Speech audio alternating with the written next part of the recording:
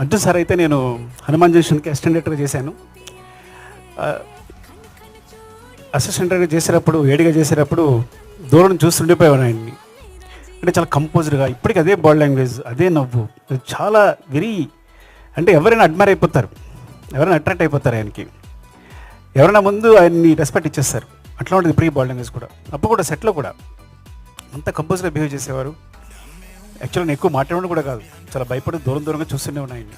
ప్రతిదీ సెట్కి వచ్చిన దగ్గర నుంచి ఇప్పుడు కాన్సన్ట్రేషన్ అందులోనే ఉండేవారు, అయిపోయిన తర్వాత ఏదైనా. సో అంత డెడికేట్గా వర్క్ చేసేవారు. అండ్ ఇట్లా ఆయనతో పాటు ఇక్కడ స్టేజ్ పంచుకోవడం నేను అదృష్టంగా భావిస్తున్నాను నిజంగా.